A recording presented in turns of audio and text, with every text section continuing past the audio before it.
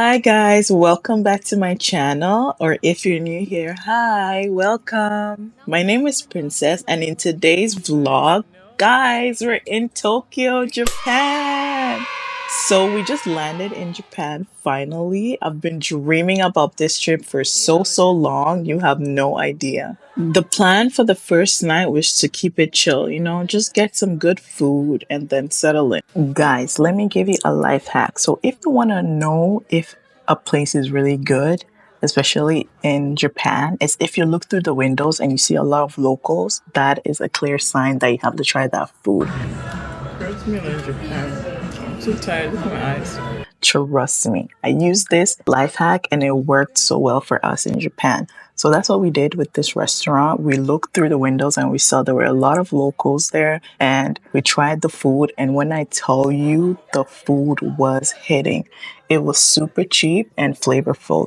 So we got the skewers, we got pork, chicken, and beef skewers. The portions were very generous and the price was super cheap. I think it was like $2 per skewer, and we got a lot and we were super full. Since it was our first day, we didn't really want to do much. So after eating, we went back to check into our hotel. And not just any hotel, a capsule hotel. We stayed at this place called Anshin Oyado. I'm probably butchering the name, but it's a women's only hotel. And when you walk in, the first thing you do is take off your shoes. They have these cute lockers at the front for just your shoes. And when you put in your shoes, you take out your slippers that you use to walk around the hotel. The vibe of this place was like a cross between a spa and a hotel because of how super calm and cozy it was. It was super clean and quiet. Literally, everyone was whispering. Honestly, the entire place was so good. I was like, this looks better than some of the hotels I've stayed in. So after we dropped our luggage, we went upstairs on the ninth floor to go check out the lounge area. And when I tell you this hotel does not play when it comes to relaxation, they had massage chairs, free drinks. Yes, even the alcohol was free. There was even curry rice if you were still hungry, ice cream, and they had like this little cereal area where you can get free cereal as well.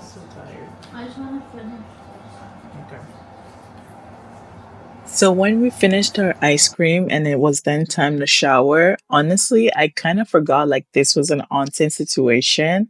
For those of you who don't know what an onsen is a traditional Japanese bath and everyone is fully naked. So here I am walking in fully clothed, and when I tell you, I literally froze. People were just out here loose, like no shame, no hesitation, just full cheeks and confidence. And I loved it. Honestly, it was a whole culture shock for me. Like nobody warned me for real. And to be honest, after a while, you just get used to it because everyone's minding their business. No one is staring, no one is judging. It was very peaceful.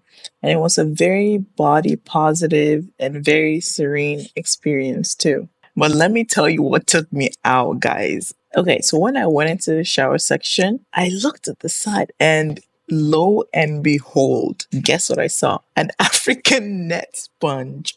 You know the long ones that we use at home? I was like, bro, honestly, I got so emotional. I was like, oh, not me finding a little piece of home in a bathhouse in Japan. So when it was time to sleep and we got into our capsules, I was a little nervous, honestly. I'm not claustrophobic or anything, and I don't really love small spaces either, but I was surprisingly okay with it. It was private and actually kind of cozy.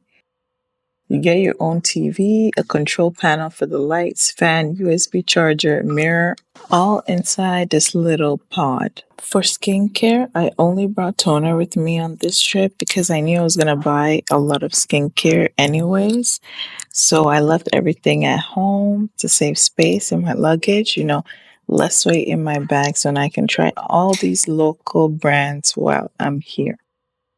So here's the trick I use when I'm traveling and I only have toner. I usually just slap it all over my face like I'm doing here in the video, or I soak in some of my cotton pads and I use it as a quick mask. It's super refreshing and it helps my skin bounce back after the flight. And then the next day I can go shopping for my skincare.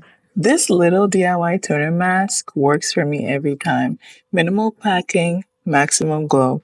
Don't sleep on toner. Honestly, if you find a good one, it can really carry your whole routine. And the toner I was using was the Round Lab Doctor toner. Okay, let's talk about the bed for a second.